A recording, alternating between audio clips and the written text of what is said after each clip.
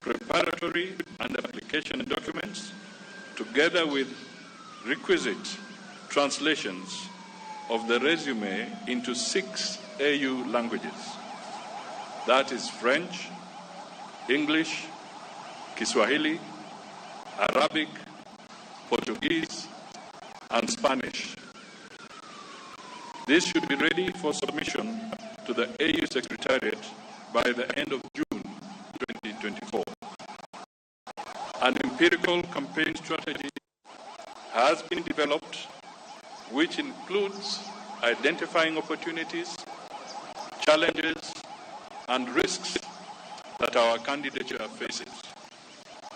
Additionally, the campaign involves outreach programs to capitals of EU member states, briefing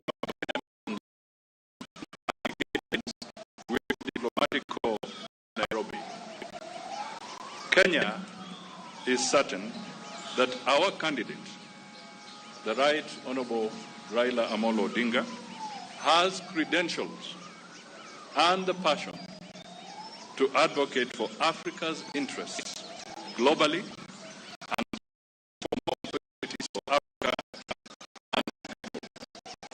And I invite the Right Honorable Raila Amolo Odinga to make his remarks.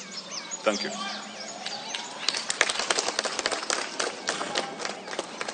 Thank you, Wycliffe.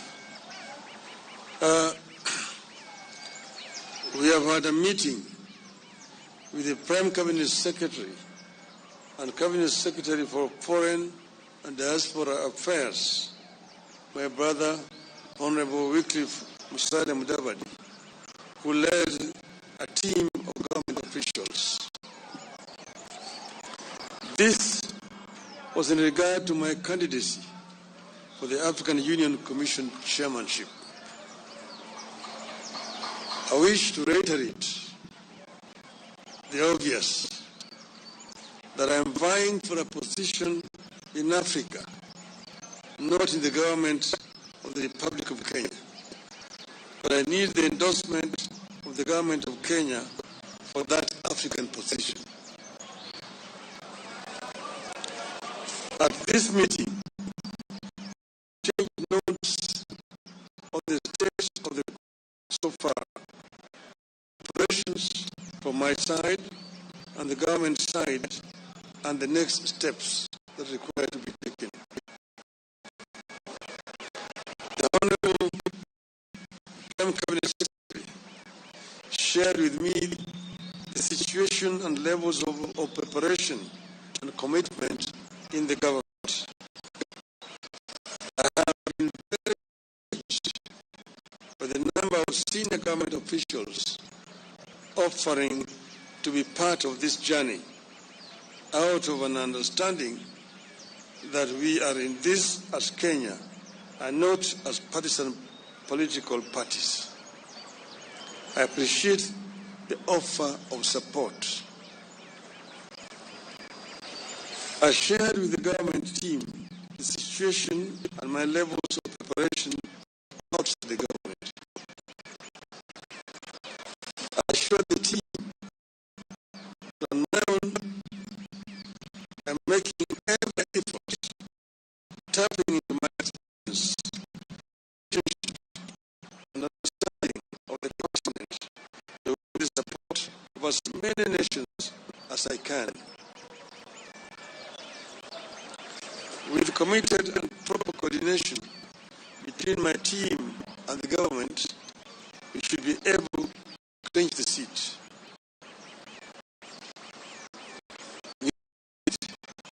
That coordination and synergy are going to be critical as I embark on the next critical steps that include the of my application. We therefore agreed on the need for efficiency, the need to cut bureaucracy, and unveil a well-oiled and flexible joint effort going forward.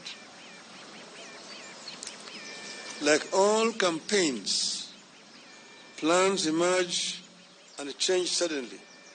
Demands arise and change suddenly. and we need to be able to respond to them as suddenly as they emerge. We also agreed on the need to understand the sensitivities in this quest that include national, regional, continental, and global dimensions to this quest, and therefore the need to always act responsibly, bearing all these sensitivities in mind. Once again, I thank Kenyans and the government for the support, and we promise to keep updating the country on the status of the race. As I conclude, I just want to say that I have been requested by many friends, because many people have been surprised and been wondering how I came to this. Many of my friends from outside Kenya approached me and told me that this position of AU chairmanship will be becoming vacant next year. They have looked around the continent and feel that among the people who may offer themselves, you have the best credentials to take this organization forward.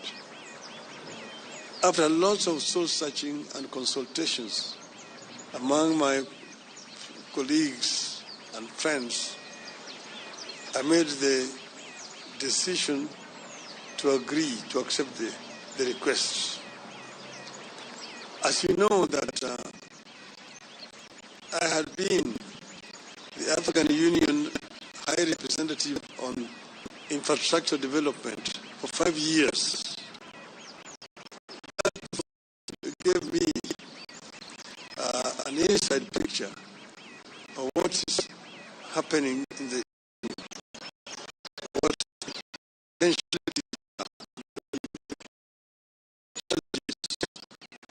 and what are the weaknesses that they exist there.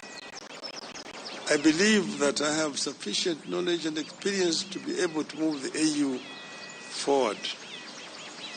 AU is an institution that was founded by the founding fathers of our nation. And their dream was an Africa that was united, an Africa that was cohesive, an Africa that was developed.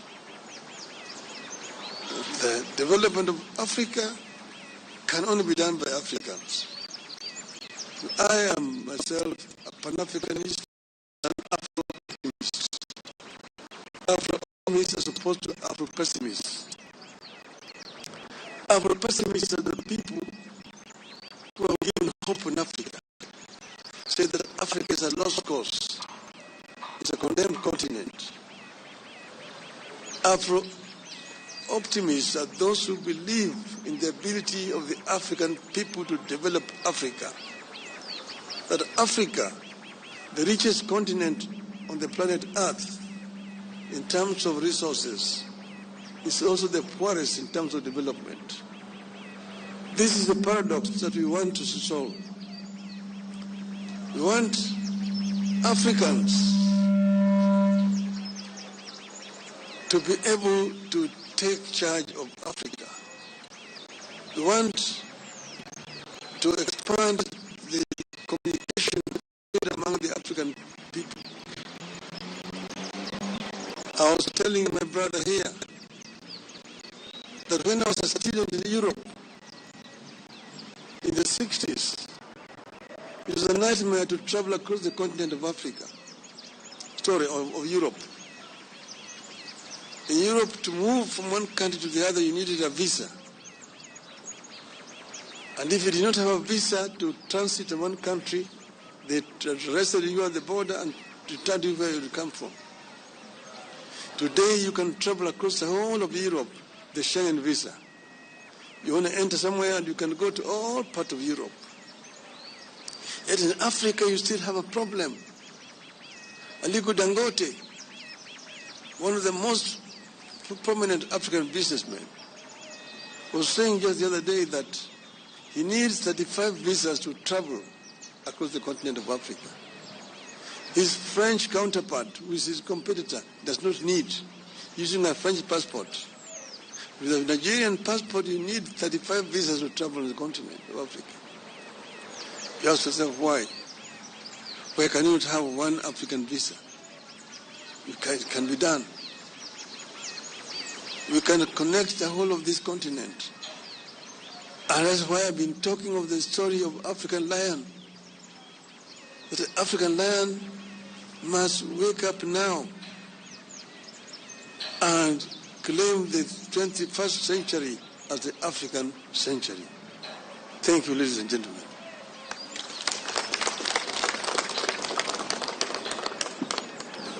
Thank you, the Right Honourable Raila Odinga. Ladies and gentlemen, having listened to Baba, I now wish to make the following concluding remarks. Indeed, despite the world becoming more fragmented and competitive, Kenya believes that multipolarity presents economic and geopolitical opportunities for Africa. Therefore, a whole of AU strategic approach to the emerging world will enable member states to project a common voice on global matters of consequence and enhance Africa's bargaining power for mutual benefit. And indeed, the Right Honourable Raila has summed this up. Therefore, for the continent to speak and act as one, the African Union Commission Chair the African Union will have to be more proactive and strategic in overcoming the persistent challenges that beset the African Union, namely funding shortages, logistical inadequacies, and the cyclic nature of conflicts. Additionally, the AU continues to grapple with cases of political instability and economic intricacies, weak international influence, and undue external influence, driven by a new Cold War in the continent. As a continent, we therefore need to focus on dimensions that promote our unity and enhance sustainable development for the citizens of Africa. This will include infrastructural connectivity, and he has spoken briefly to that aspect from his previous assignment, reduction in costs of doing business in the continent, accelerating the realization of the visa-free program, and promoting a common language for Africa. Also important is environmental protection of the climate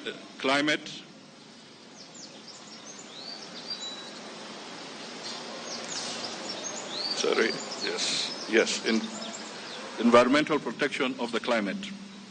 The continent should work in one voice to campaign for reform of the international organizations and global financial institutions. The AU should be represented on the strategic international institutions, including membership to co-decision-making organs of the UN. We shall promote functional non-alignment that strategically seeks to establish mutually beneficial relationships globally. I may just want to emphasize here that the chairman of the AU Commission also holds the seat for Africa on the G20 forum. Ladies and gentlemen, the candidate, Honorable Raila Odinga, is a renowned champion of Think Africa above all. As per the AU values and inherently motivated by the AU vision, an integrated, prosperous and peaceful Africa driven by its citizens and representing a dynamic force in the global arena. Our continental body should increase Pan-African awareness among a critical mass of citizens and promote the Africanization of our elites to proudly contribute to Africa's development goals and discourses. Kenya therefore envisions an AU that drives the continent beyond silencing the guns to achieving positive peace, sustainable peace, and security for collective prosperity. We have a long experience of supporting the AU and regional bodies, as well as bilateral engagements to foster peace and security regionally and globally. We envisage an AU that will give a greater voice to the continental crisis that have often become forgotten conflicts, as other global crises elsewhere get huge humanitarian and political attention. As a government and a country, we wish the Right Honorable Raila Amolo Odinga God's speed in this noble endeavor for the continent. God bless Kenya and God bless Africa. Asanteni sana.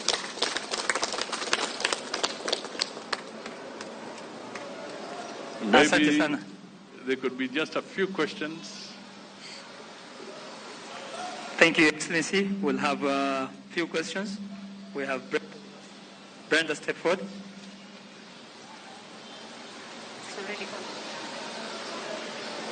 Thank you so much. I have a couple of questions that can be answered by both the candidates, Right Honorable Raila Odinga and... the Saudi?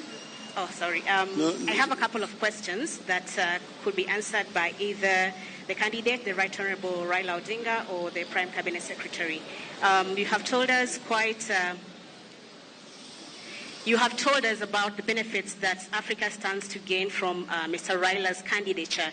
What does Kenya stand to gain strategically for you going for that AU seat? And secondly, the Prime Cabinet Secretary has told us that the President and yourself have been already reaching out to your counterparts from the region and beyond the region, the East African region, trying to get support and push for Mr. Raila's candidature. What is the status of that push? Thank you.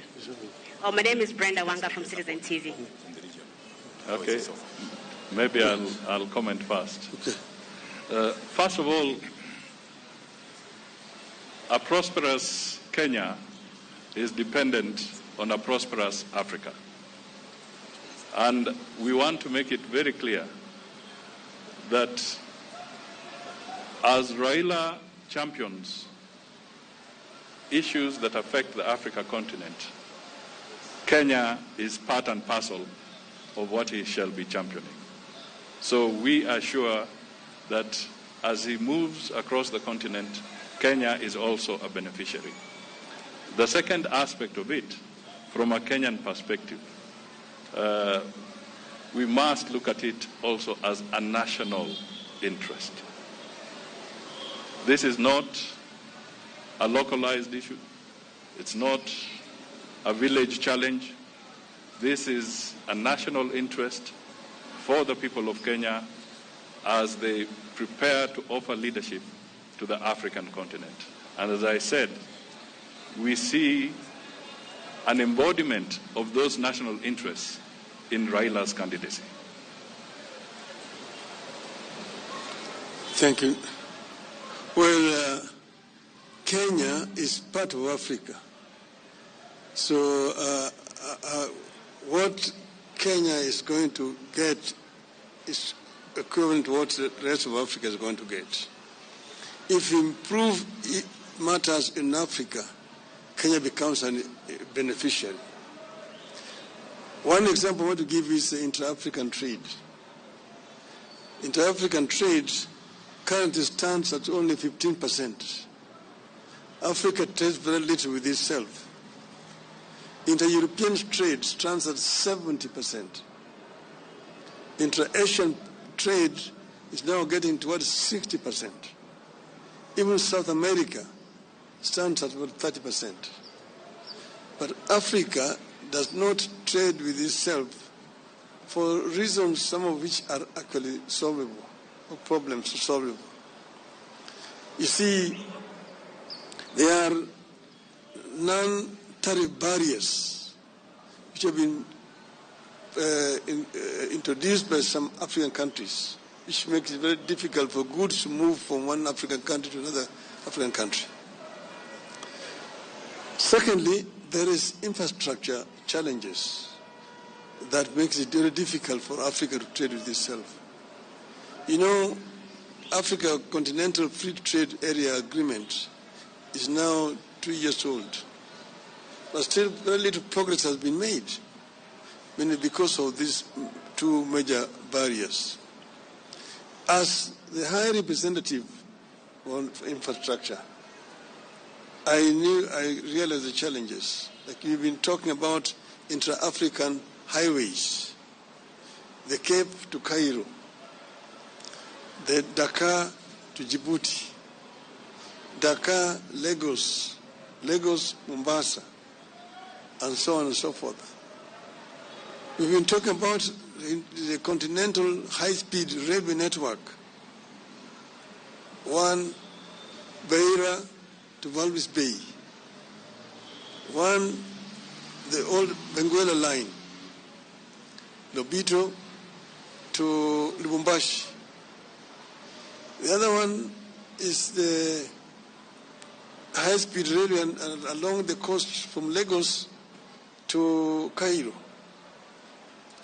The other one is our LAPSET, the Lamu Port, South Sudan, Ethiopia Transport Corridor, which, as a representative of the AU on on infrastructure, we actually extended from Juba through Bangui in Central African Republic to the Port of Cameroon to create a land bridge that links the Atlantic Ocean to the Indian Ocean and opening up the interior of the continent, which are landlocked, for trade.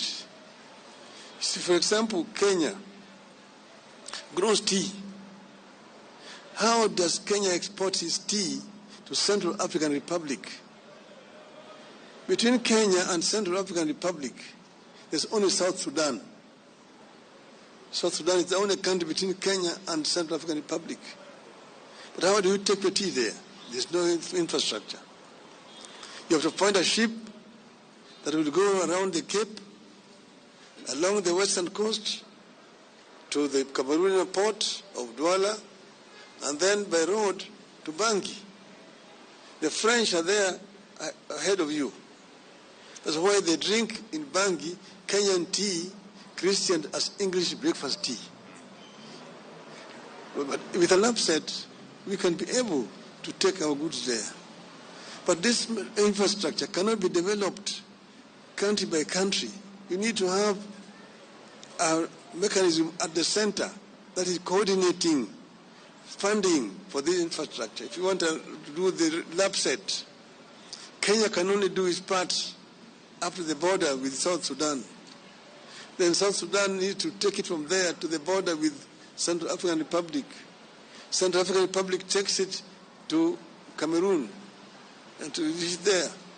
But you need a center to be able to coordinate funding, to mobilize funding for this infrastructure development, which are cutting across the continent.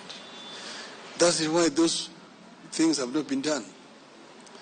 That's why even the trans-African highways have not been done, and so on. So, getting there, we are also talking about the high-speed fiber optic network connecting all the African capitals.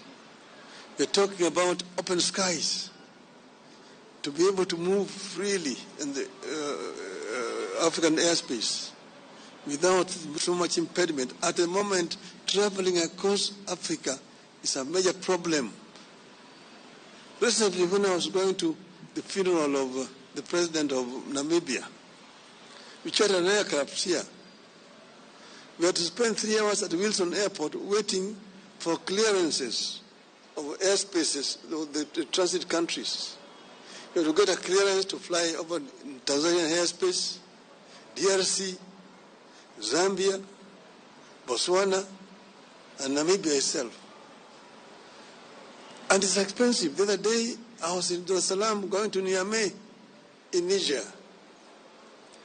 There, you had spent 10 hours waiting. You need a clearance over Uganda, over DRC, over Central African Republic, over Cameroon, Nigeria, and Niger. And that is what is making the air transport in the continent so expensive. It is easier to move goods by air. It need to put the facilities across the continent. And then have also an African continental air traffic control. In Europe, you only need one permit and you can fly all over the countries of Europe. Here, you need to get permission from Nairobi, Dar es Salaam, Kinshasa, Lusaka, going down those sides. So all this is what is making inter-African trade difficult. I've told you about the issues of visas. It's another problem, and so on and so forth. We've been talking about making the Nile River navigable so that you can be able to move from the Mediterranean Sea to Lake Victoria. Ships can move from Europe and don't have to go around the Horn to come to our coast on the other side. You can go right on the Nile to Lake Victoria and land there in Jinja, in Kampala, in Kisumu, and in Mwanza. Those are some of the projects that will be done.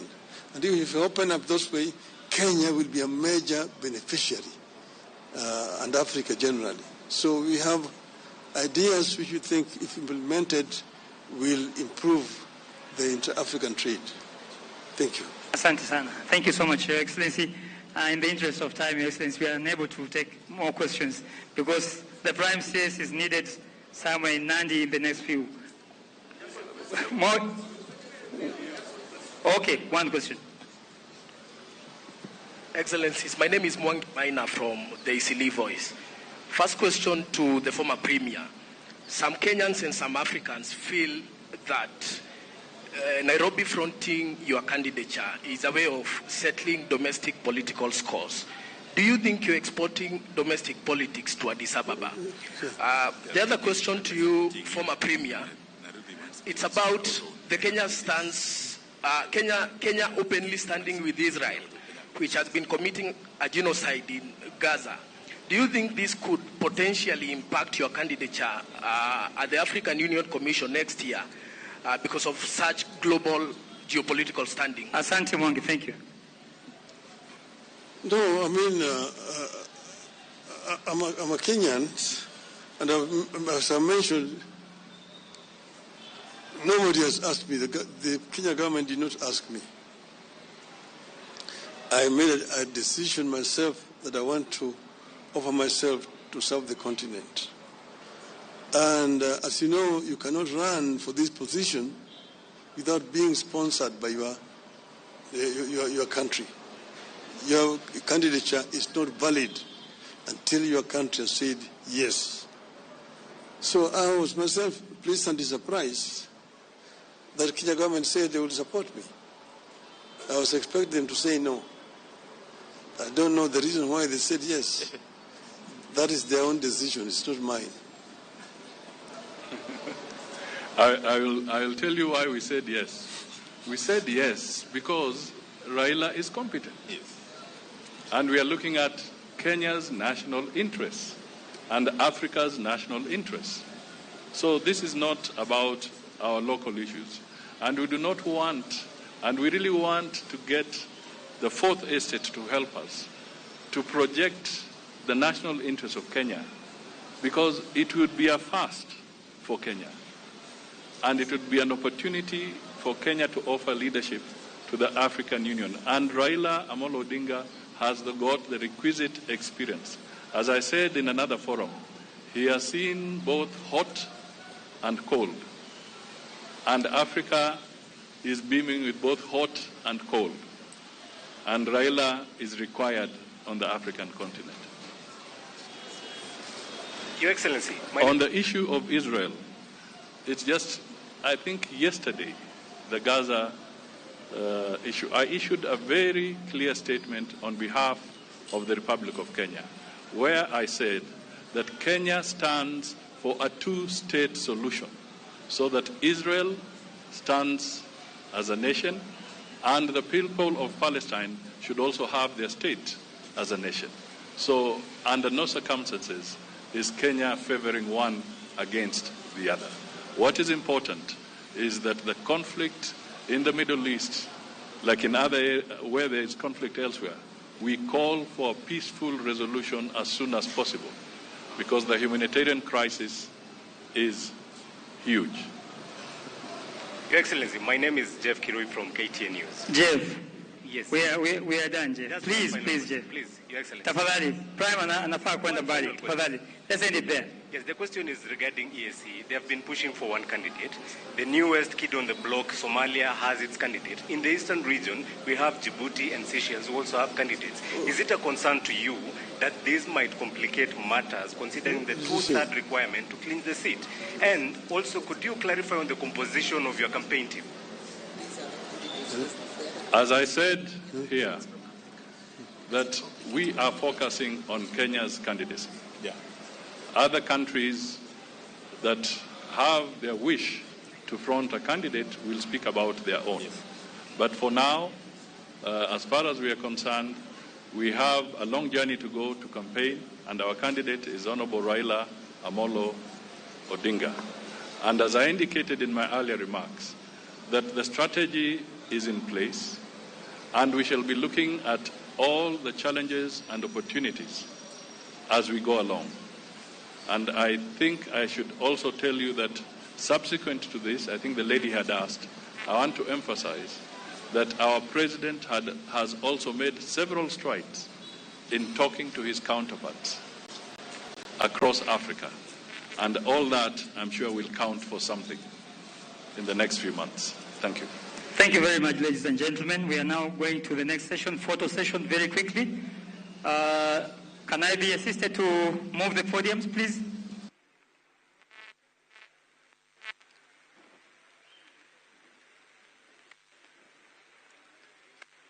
Can I be assisted to move this other podium?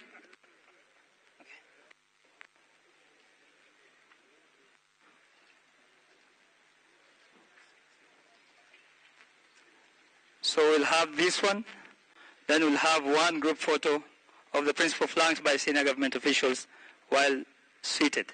Thank you. Okay. Can I be assisted to bring the seats here? The seats are here. Sit.